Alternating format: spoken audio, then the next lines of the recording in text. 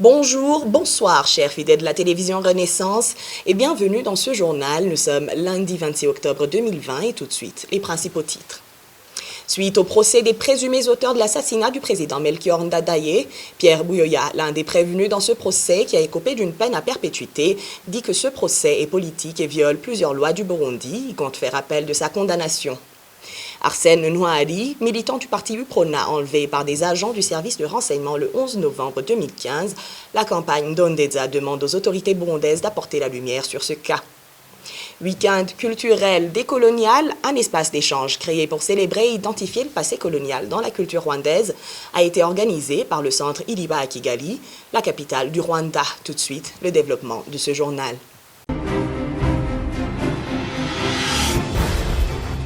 Page justice pour démarrer. Le verdict contre les présumés auteurs de l'assassinat du président Melchior Ndadaye n'a suivi aucune procédure et viole les lois de la République du Burundi. C'est ce qu'indique Pierre Buyoya, l'un des accusés dans cette affaire et ancien président de la République. C'était en fin de semaine dernière à Bamako, la capitale du Mali. Ce dernier est condamné à perpétuité et selon lui, il s'agit d'un procès à caractère politique. Le procès a été organisé et un verdict est tombé le 19 octobre de cette année, lundi passé. Je voudrais d'abord préciser que c'est un verdict qui concerne 23 personnalités. Beaucoup qui étaient mes collaborateurs quand j'étais au gouvernement, mes collaborateurs dans l'État, dans le parti politique, mais aussi dans l'armée. Et ils sont tous accusés de la même chose, d'avoir été les commanditaires de l'assassinat du président Ndadaye en 1993. Il s'agit pour nous d'une mascarade de procès. J'ai dit que c'est du jamais vu dans les annales de la justice en Afrique et même au Burundi. Et ceci pour des raisons suivantes. Premièrement, au cours de ce procès, on a violé toutes les lois de la République du Burundi. Je pourrais citer plusieurs exemples, mais je me limite à deux. Par exemple, cette affaire de l'assassinat du président Ndadaye avait déjà été jugé en 1995-16. Sa réouverture n'a respecté aucune règle et elle a été pour des raisons purement politiques. Deuxièmement, cette affaire était frappée de prescription. Pierre Buyoya, ancien président de la République du Burundi et en page droit de l'homme, cela fait près de 5 ans qu'Arsène Nouari, membre du parti UPRONA, est porté disparu. Arsène Nouari a été enlevé par les agents du renseignement à Kinama en mairie de Bujumbura. Pacifique Nininahatswe, l'initiateur de la campagne Ndondeza, demande au gouvernement de faire la lumière sur la disparition d'Arsène Nouari. Le 11 novembre 2015, Arsène Nouari a reçu un appel téléphonique d'une personne qu'il connaissait très bien, un agent du service national de renseignement qui était dans la sécurité de Gaston Sindimo. En recevant cet appel, c'est comme s'il recevait l'appel d'un collègue et il s'est présenté dans un bar à Kinama où il avait rendez-vous avec cet agent du renseignement. Ils ont passé un moment et puis après, un véhicule du service national de renseignement s'est présenté. Le véhicule serait utilisé par l'officier Atiandouimana, que nous avons déjà cité dans beaucoup d'autres cas de disparition forcée. Il y avait également beaucoup de policiers à bord de ce véhicule. Arsène Nouari et son ami du service national de renseignement ont été arrêtés et menottés, puis emmenés dans son véhicule Dacia Ndouimana. Le véhicule aurait pris la direction de Bubanza, mais arrivé au niveau de Kivoga, un autre véhicule serait venu, un véhicule également du renseignement, à bord duquel se serait trouvé l'agent connu sous le nom de Jodassin. Alors, c'est à ce moment que Arsène Nouari et son pseudo-ami ont été séparés. L'agent du renseignement a été amené dans le véhicule de Jodassin, tandis que Arsène Noir serait resté dans le véhicule d'Atian Douimane. Depuis ce moment, Arsène Noiri n'a jamais été retrouvé. Selon les informations que nous avons obtenues, Gaston Sindimgo aurait cherché à connaître la situation d'Arsène Noiri et il lui aurait été communiqué qu'Arsène Noiri était de connivence avec des ennemis du pays. Cette information aurait d'une certaine manière été confirmée dans une réunion qui aurait été tenue à la permanence du parti Iprona, Kumugumia, où les Badasigana auraient été avertis que s'ils collaboraient avec des ennemis du pays, le parti n'allait pas les défendre. Et bien voilà, depuis 5 ans, Arsène Noiri est introuvable. Nous demandons donc une enquête crédible sur le sort réservé à Arsène Noiri depuis le 11 novembre 2015 et que toutes les personnes citées dans le processus de son arrestation soient interrogées sur ce qu'il est advenu de son militant du parti Iprona. Pacifique Ninina Hadzwe, le président du FOCODE et initiateur de la campagne Ndondeza. Dans la suite de nos séries de témoignages parcours, aujourd'hui, nous vous proposons de suivre un extrait du témoignage d'Emmanuel Ndereimana, fils de feu Mouniakamwe Gaspard, porté disparu durant la crise de 1972. Emmanuel Ndereimana nous raconte que leur vie n'a pas été des plus aisées après la disparition de leur père.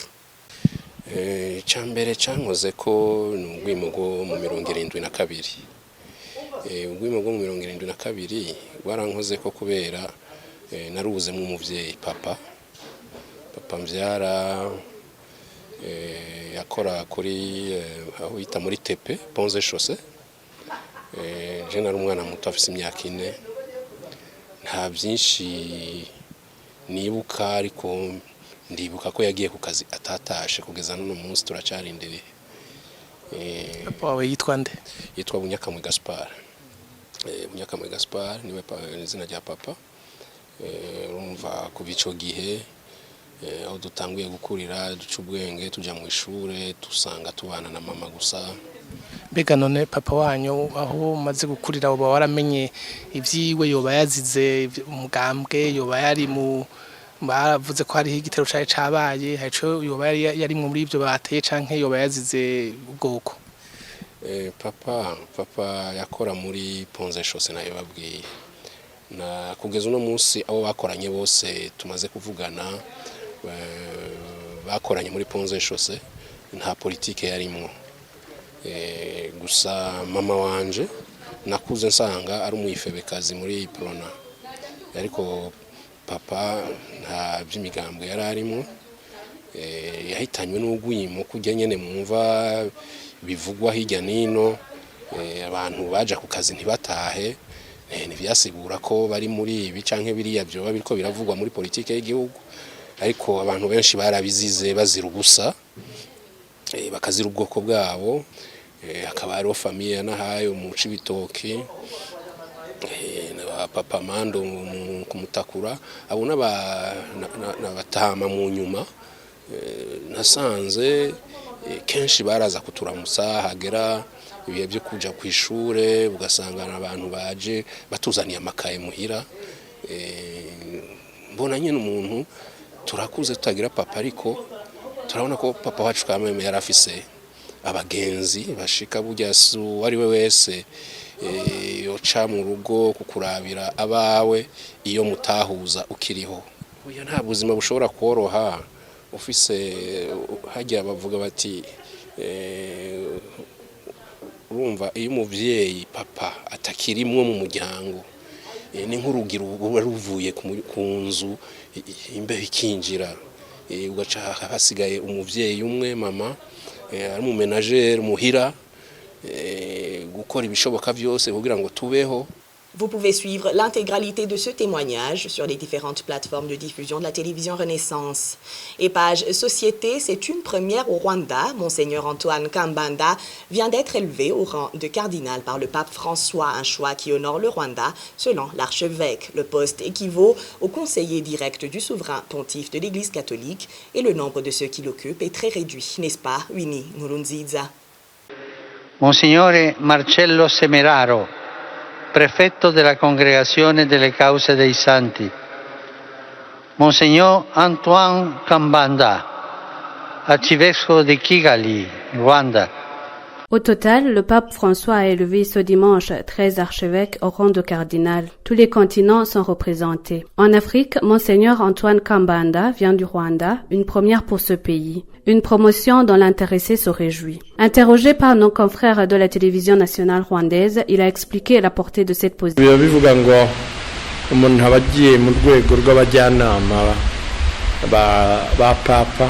Cela signifie qu'on devient conseiller du pape. Il a même une église qui lui est confiée dans le diocèse de Rome, comme un des conseillers du pape. C'est même parmi ces cardinaux que sont désignés ceux qui élisent le pape quand celui-ci doit se retirer. Il y en a aussi qui se font élire comme pape. Et donc, comme Église rwandaise, nous sommes fiers de pouvoir donner notre contribution et de porter loin notre voix en prêchant la bonne parole dans le monde.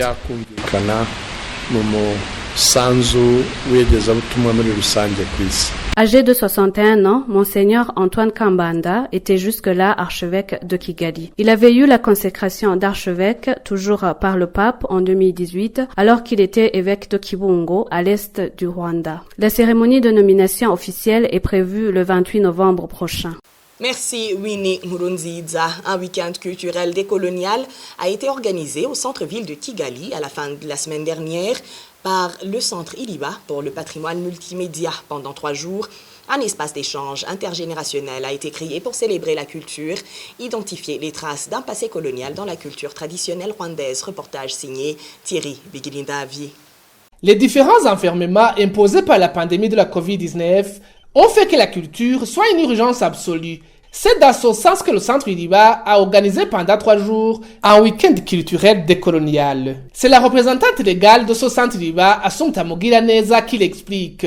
On a voulu commencer aujourd'hui en interrogeant ce qu'étaient nos sociétés précoloniales, ce que furent les pratiques coloniales, pour mieux imaginer comment réussir le post-indépendance.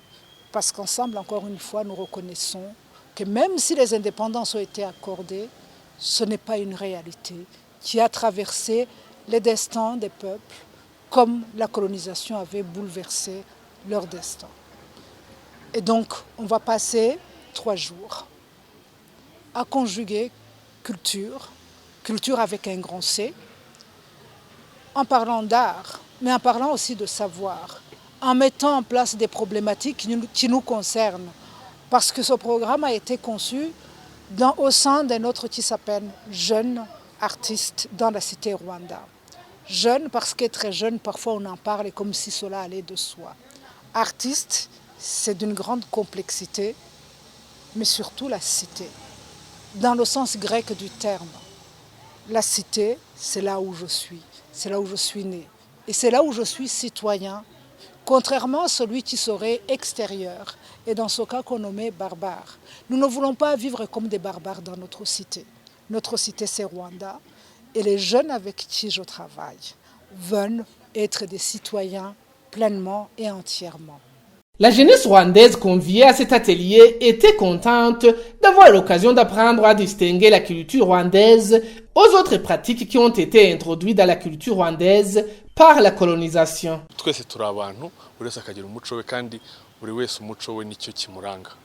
Connaître notre identité culturelle pourrait nous permettre également de connaître celle des autres. On avait un seul problème, c'est de discerner notre culture.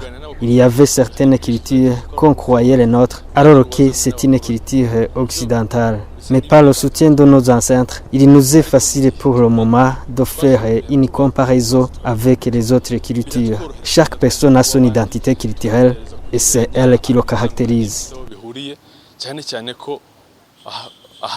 Dans cet atelier de 3 jours, la jeunesse burundaise passionnée par l'art et la culture était aussi invitée. Christian Ineretse, l'un de ces jeunes burundais, indique que l'engouement de la jeunesse rwandaise aux valeurs culturelles de leur pays l'a beaucoup inspiré. Cette journée m'a inspiré beaucoup parce qu'en regardant les jeunes rwandais chanter les chants traditionnels, ça m'a rendu nostalgique.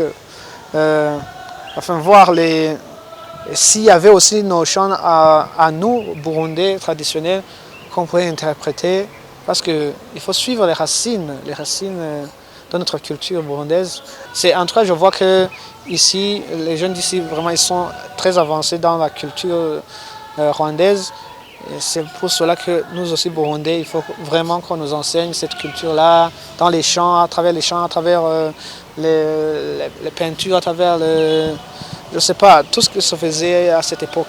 Danse traditionnelle rwandaise et d'autres poésies d'origine africaine ont agrémenté cet atelier. Le centre Liliba a rappelé à la fin que ce mardi 27 octobre, c'est la journée mondiale du patrimoine audiovisuel.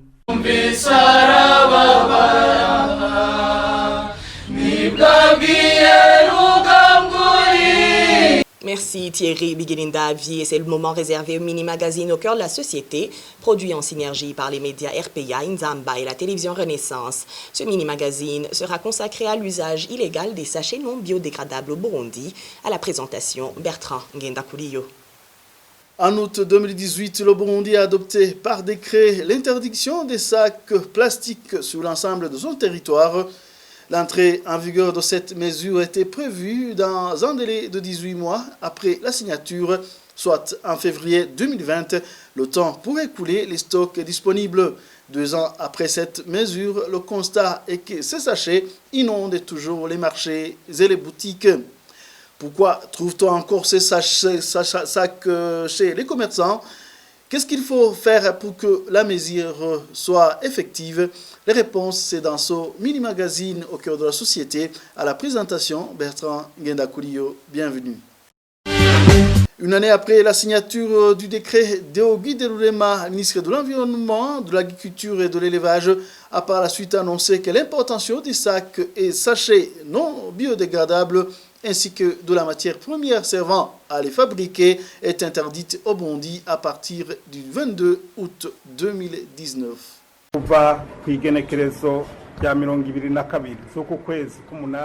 Dès ce 22 de ce mois d'août 2019, l'introduction des sachets et les matières premières pour la fabrication des sachets sera interdite. Et aussi, toutes les autorisations de fabrication de sachets accordées seront annulées. Nous demandons à l'Office burundais des recettes Aubert et à la police de nous prêter main forte pour que ces mesures soient appliquées à la lettre. La population n'a pas à s'inquiéter sur les produits alternatifs, car il y a des sociétés qui fabriquent les substituants aux sachets, comme les paniers et les enveloppes sacs. Pour encourager les promoteurs des produits de substitution, il y a une ordonnance ministérielle déjà élaborée pour définir les modalités d'encouragement.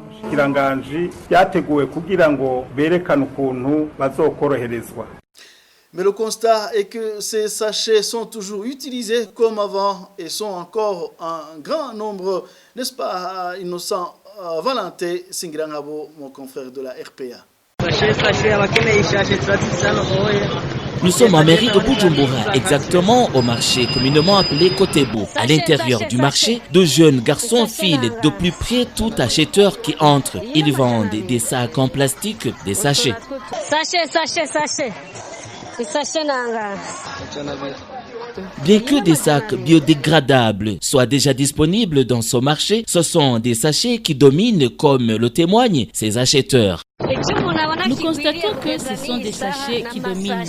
Les sacs biodégradables sont très peu nombreux.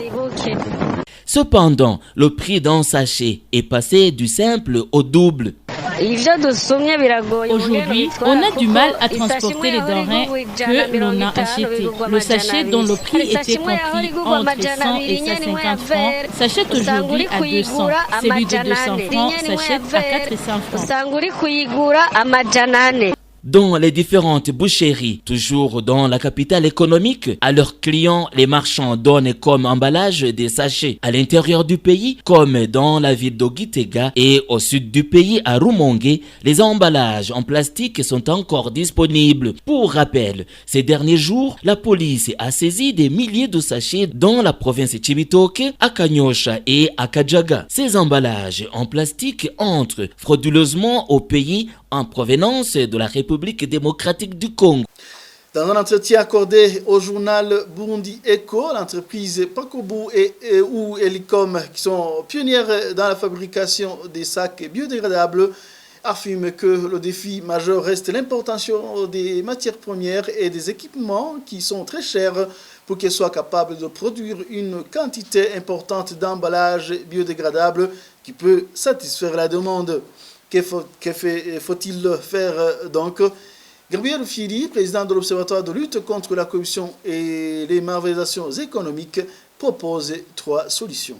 Cela demande une implication du gouvernement, surtout à les appuyer financièrement et techniquement, parce que ce sont des sociétés qui contribuent pour les impôts et taxes. Il faut purement et simplement interdire l'importation des sachets par qui que ce soit. Si une personne ou n'importe qui est attrapé en train de frauder ou de vendre les sachets, il faut que la loi soit appliquée. Mais cela demande une mobilisation de l'autorité pour que justement les lois édictées soient respectées par tout le monde. Mais suite à la force de l'argent et du clientélisme, du favoritisme, cela, dans la plupart des cas, risque aussi d'avoir des entraves. Mais quand même, j'ose toujours espérer que quand on veut, on peut.